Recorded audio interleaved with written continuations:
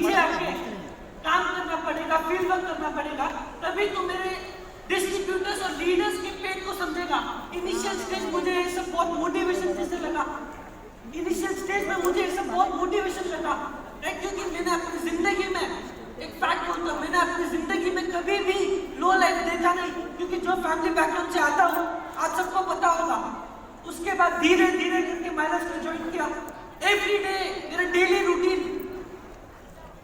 Every day 8:30 9 o'clock उठता था, ओला या उबर बुक करता था, और एवरी डे जाता था मैं थाने। क्यों? उधर अपने कंपनी के जो फर्स्ट रॉयल डायमंड ना, first round diamond record mister Rajesh Yadav ji sir के लिए जोड़ कर लिया। एवरी डे उधर जाता था मैं, ट्रेनिंग लेता था राजेश यादव जी से, 3 घंटा अपने कंपनी का प्लान पेआउट सीखता था, और एवरी डे 4 घंटा फील्ड में काम करता था। ये मेरा डेली रूटीन। इनिशियल स्टेज में मुझे लगने लगे यार मैं क्या कर रहा हूँ इधर, मैं क्यों कर रहा हूँ इधर। इनिशियल स्टेज में मुझे ऐसे लगने लगा, फिर धीरे धीरे करके छोटी छोटी बात मुझे छुपने लगी। यार क्या क्यों कर रहे हैं मेरे पापा मेरे साथ ऐसे, कुछ समझ में नहीं आया। एक खुद का एक लाइव एग्जाम्पल देता हूँ, मैं बहुत कम शायद करता हूँ, एक खुद का एक लाइव एग्जाम्पल देता हूँ। मुझे 3 महीना हो गया था मलेशिया में ज्वाइन करते हुए। मैंने अपने पापा को कॉल किया था, उस टाइम पे मैं मुंबई में था। मैंने अपने पापा को कॉल किया था, पापा को एक चीज बोला कि पापा आपका कोई दूसरा लीडर है क्या जो अंधेरी साइड में हो, आपका कोई दूसरा लीडर है क्या जो बैंड्रा साइड में हो, आपका कोई दूसरा लीडर है क्या जो साउथ मुंबई साइड में हो। पापा ने पूछा क्यों, क्या हुआ, लीडर अच्छा नहीं है क्या? मैं बोला नहीं पापा, लीडर बहुत अच्छा है, लीडर बहुत डाउन टू अर्थ है। बट मैंने उनको अपना कैलकुलेशन समझाया कि पापा अगर मैं ओला क्या उबर करके जाऊँ, अगर मैं गाड़ी से जाऊँ थाने 2 घंटे लगते हैं पहुंचने में और 2 घंटे लगता है आने में, 4 घंटे मेरे घर। और अगर मैं ट्रेन पकड़ के जाऊँ ग्रैंड स्टेशन से लेके मुझे अंधेरी जाना पड़ता था, अंधेरी से दूसरा ट्रेन पकड़ के मुझे जाना पड़ता था थाने। उनको अपने कैलकुलेशन दिखाया, समझाया। पापा ने बोला हाँ निखिल तेरी बात सही है, एक काम कर, तो अपना बैग पैक कर और तू जा थाने। मैं अंदर खुश हो गई थी यार, पहली बार मैंने अपने पापा को कुछ बोला और पापा ने एक्सेप्ट कर लिया। अंदर खुश था। जब पहुंचा थाने उधर मैं शॉक हो गया था। अभी तो मैं आपको जो चीज मेरे साथ हुई है हंस बोल के बोल सकते हो, उस दिन मेरे साथ क्या हुआ था। उस दिन मेरे माइंड में क्या चल रहा था कि जब मेरे पापा ने मुझे बोला थाने जाने के लिए, मेरे माइंड में क्या था, यार थाने जा रहा हूँ 100% 5 स्टार होटल के नीचे थोड़ी रुकेंगे, राइट और रॉन्ग? 100% 5 स्टार होटल के नीचे रुकेंगे ही नहीं। और जब मैं थाने गया मैं शॉक में था। मैंने अपने सपने में भी कभी सोचा नहीं था। उस दिन मेरे पापा ने मुझे एक 2 क्लास 3 क्लास रोज मालूम है सर, जहां एसी भी नहीं हो, मुझे 3 हफ्ता उधर सुलाया। 3 हफ्ता मुझे उधर मेरे पापा ने रखा। उस दिन राजेश यादव जी आए थे मेरे साथ, उन्होंने मालूम है क्या बोला, सर आप ये सब चीज छोड़ दो, आप मेरे घर पे आ जाओ करके। मैं बोला नहीं सर। और ये जो चीज मेरे पापा ने मेरे साथ की थी, मैं अंदर ही अंदर थोड़ी दर्द में था। अगले दिन मेरे पापा ने कॉल किया मुझे, मैं फोन ही नहीं उठाया, क्योंकि मेरे माइंड में क्या चल रहा था मालूम है, सिंपल, यार माइलस्टोन में आके मैंने किसका क्या बिगड़ा भाई, मैंने किसका क्या बिगड़ा। लोकल ट्रेन में भेज रहे, जीटीएस में भेज रहे, बजट में रख रहे, हर एक डिस्ट्रीब्यूटर के बीच में रख रहे, कुछ समझ में नहीं आया। 3-4 महीना 5 महीना 6 महीना हो गया मुझे माइलस्टोन में। जैसे बोलते ना, हर आदमी के लाइफ में एक टर्निंग पॉइंट आता है, मेरे भी लाइफ में एक टर्निंग पॉइंट आया था। मैं ज्यादा एक्सपेंड करके नहीं बोलूंगा उस इवेंट में क्या हुआ था, लेकिन वो इवेंट खत्म होने के बाद मैं था गुवाहाटी में, फील्ड वर्क करने गया था। उस दिन मेरे पापा का कॉल आया था, मुझे 6.5 मंथ्स हो गया था। पापा ने एक चीज पूछा, Nikhil what have you decided, कि तुझे माइलस्टोन में करना है नहीं करना है करके। उस दिन मैंने अपने पापा को एक सिंपल चीज बोला। एक फैक्ट की बात करता हूँ, माइलस्टोन ज्वाइन करने से पहले मैंने कभी भी अपने पापा का स्पीच भी नहीं सुना था, लेकिन जब मैं माइलस्टोन ज्वाइन किया उस दिन मैंने अपने पापा का स्पीच सुना था। उस दिन मेरे पापा ने एक चीज बोला था जो मुझे अब तक इधर फंसा है। उस दिन मेरे पापा ने मालूम है क्या बोला था? भगवान ने प्रवीण चंदन को बनाया है अपने इंडियन डायरेक्ट सेलिंग और अपने इंडियंस के लिए कुछ करने के लिए, राइट और रॉन्ग? ऐसे ही उस दिन मैंने अपने पापा को एक चीज बोला कि पापा, जैसे आप बोलते हो कि भगवान ने आपको सेलेक्ट किया है अपने इंडियन डायरेक्ट सेलिंग और इंडियन लोगों के लिए कुछ करने के लिए, ऐसे ही भगवान ने हम चंदन परिवार के नेक्स्ट जनरेशन को भी सेलेक्ट किया है, इंडिया में नहीं लेकिन पूरी दुनिया में कुछ करने के लिए। दोस्तों उस दिन मैंने अपने पापा को एक सिंगल वादा किया। क्या वादा किया? कि पापा, जितना मेहनत आपने किया है उससे 5 गुना, उससे 10 गुना मेहनत करने के लिए तैयार हूं, और वादा करता हूं मरते दम तक कभी माय लाइफस्टाइल छोड़ के नहीं जाऊंगा। जो मुझे जानता नहीं है, मैं 20 साल का था जब मैं माय लाइफस्टाइल में आया। जब मैं 20 साल का था जब मैं माय लाइफस्टाइल में आया। Today I am 24 years old. इधर जितने भी यंगस्टर्स बैठे हैं, जितने भी यूथ बैठे हैं, शायद से आप लोग मुझसे कनेक्ट कर पाओगे। सर 20 to 24 या 20 to 25 एक ऐसा एज होता है जहां हर एक यंगस्टर, हर एक यूथ पूरी दुनिया घूमता है, नए नए दोस्त बनाता है, राइट और wrong sir? Yes sir. Right और रॉन्ग? मैं अपना ये नहीं बोल रहा हूँ कि मैंने माय लाइफस्टाइल में आके क्या क्या किया, लेकिन माय लाइफस्टाइल में आके मैंने एक बहुत बड़ा सैक्रिफाइस किया मेरे हिसाब से। और सैक्रिफाइस ये है कि 4 इयर्स कभी दोस्तों को देखा नहीं, जो जानता नहीं है। मेरी जिंदगी में मेरे 3 या 4 खास दोस्ती है। जो जानता नहीं, मेरी जिंदगी में 3 या 4 खास दोस्ती है। उसके अलावा कभी एक्सप्लोर करने का मौका नहीं मिला, क्योंकि ये एज में बिजनेस में आया था। Very simple. बट मैं आज बहुत खुश हूँ। कभी भी मुझे मेरी जिंदगी में दोस्तों की याद आती है ना, मैं मालूम है क्या करता हूँ? कभी कभी सुरेंद्र दास जी को फोन करता हूँ, पूछता हूँ कि सर आप कैसे हो। कभी कभी सलीम महमूद सर को फोन करता हूँ। तो मुझे कभी भी मेरी जिंदगी में दोस्तों की कमी नहीं पड़ी। राइट, ये मेरा बहुत बड़ा प्लस है।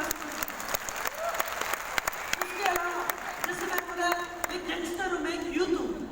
मेरा जो विजन है, it is all about youth. इधर कितने लोग ऐसे हैं सर जो 18 to 30 एज के हैं? हाथ ऊपर कर सकते हो सर? ओके दोस्तों, मेरा जो मेजर विजन है, it is all about youth. Simple question sir, आज के यूथ को क्या चाहिए? आज के यूथ को क्या चाहिए सर? 3 चीज: घर, गाड़ी, पैसा, राइट और रॉन्ग? Yes sir.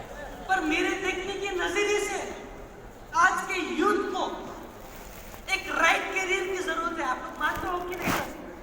आज के यूथ को एक राइट करियर की जरूरत है। मेरा एक ही क्वेश्चन है सारे यंगस्टर्स को, लोग नेटवर्क मार्केटिंग या डायरेक्ट सेलिंग को ऐसे करियर वे में क्यों नहीं देखते? वन सिंपल क्वेश्चन, लोग नेटवर्क मार्केटिंग या डायरेक्ट सेलिंग को ऐसे करियर वे में क्यों नहीं देखते? क्यों मैं डायरेक्ट सेलिंग की बात कर रहा हूँ? क्योंकि डायरेक्ट सेलिंग में लॉकडाउन के पहले और लॉकडाउन के टाइम पे इतना ग्रोथ है, किसी ने देखा नहीं, किसी को अगर पता नहीं। सिंपल रीजन बोलूंगा, व्हाई डायरेक्ट सेलिंग? भाई अपने इंडिया की पॉपुलेशन कितनी है सर? किसी को कोई आइडिया है? 140 million plus counting people, right और रॉन्ग? राइट और wrong sir? Indian direct selling का टर्नओवर कितना है? कोई भी बोल सकते हैं sir? 9 crore. Nearby 15,000 crore, right और wrong? Nearby 15,000 crore Indian direct selling का टर्नओवर। Same, nothing. सिर्फ डिफरेंस किससे कर रहा हूं मैं? यूएस से। यूएस की पॉपुलेशन कितनी है सर? अपनी 1/4 भी नहीं है, राइट और रॉन्ग? यूएस की पॉपुलेशन अपनी 1/4 भी नहीं है, तो फिर भी उनका डायरेक्ट सेलिंग में टर्नओवर जो जानता नहीं है लाख क्रोस जाता है। कितना सर? लाख क्रोस। मतलब आज भी इंडिया में, एक फैक्ट एंड फिगर की बात करूं, आज भी इंडिया में 0.08% लोग ही जुड़े हुए डायरेक्ट सेलिंग में। और यूएस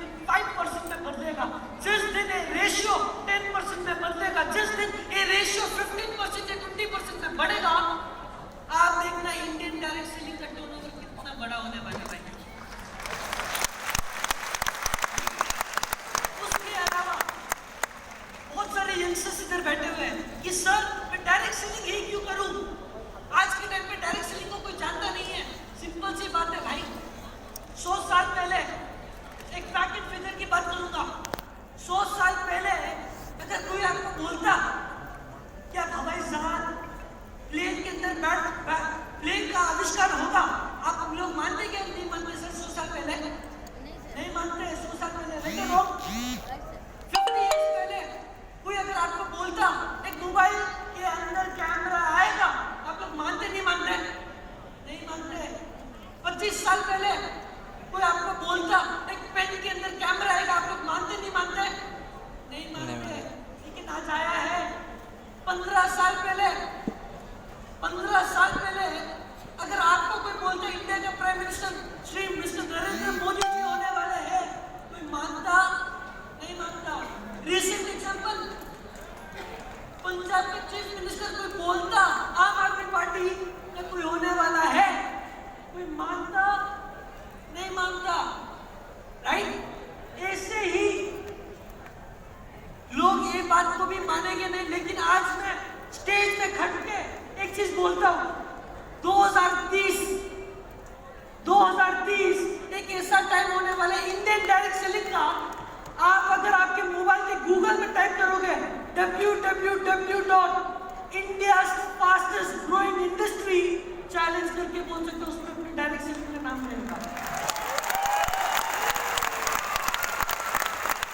उसके अलावा जैसे सलील सर ने बोला कि आज मैं एक अलग विजन के बारे में बात करने वाला हूं, सुनने के लिए तैयार हो? विजन के पहले जैसे लोग मुझे माय लाइफस्टाइल का नेक्स्ट जनरेशन बोलते हैं, राइट और रॉन्ग? जैसे लोग मुझे माय लाइफस्टाइल का नेक्स्ट जनरेशन बोलते हैं, भाई नेक्स्ट जनरेशन का मतलब क्या है? क्या सर? नेक्स्ट जनरेशन का मतलब क्या है? थोड़े लोगों के ये मतलब ये हो सकता है, आज प्रवीण सर है, कल आप बैठोगे, कल उसके बाद आपका बेटा बैठेगा, राइट और रॉन्ग? पर मेरे देखने के नजरिए से नेक्स्ट जनरेशन का काम ये होना चाहिए, अगर आज के टाइम पे कोई भी चीज 40 मिनट 50 मिनट लगती हो, नेक्स्ट जनरेशन का काम ऐसा होना चाहिए कि कैसे उस चीज को हम सिंप्लीफाई कर सके, राइट और रॉन्ग? राइट और रॉन्ग? ऐसे ही जैसे मैं नेक्स्ट जनरेशन हूं, आज फ्यूचरिस्टिक की अगर मैं बात करूं, आज पूरे इंडिया में सर अपने पास 600 PUCs है, 600 प्लस पिकअप सेंटर्स है, राइट और रॉन्ग? मैं वादा करता हूं एज ए नेक्स्ट जनरेशन, आने वाले टाइम में आप देखना माय लाइफस्टाइल में there will be more than 3000 plus PUCs all over India. उसका मतलब जो जानता नहीं है, जब माय लाइफस्टाइल इनिशिएट जब चालू हुआ था 2013 में, जब माय लाइफस्टाइल शुरू हुआ था, उस टाइम पे सुरंजन दास जी का एक सिंपल एग्जांपल पूछूंगा सर। उस टाइम पे अगर आपको एक प्रोडक्ट चाहिए, आपको 3-4 दिन का टाइम लगता था, नहीं लगता था सर?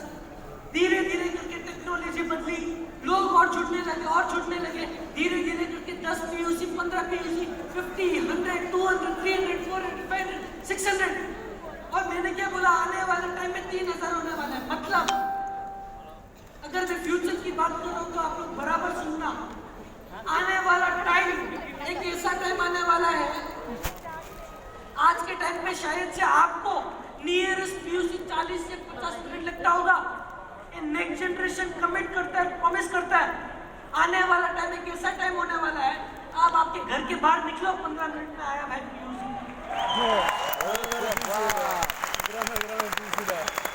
इतना बड़ा प्लान कर रहे हैं।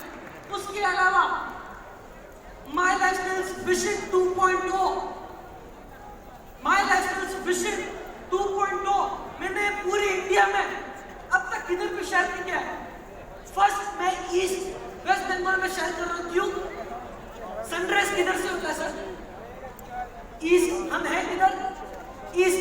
इसलिए पहली बार माय लाइफस्टाइल का विजन 2.0 सुनने के लिए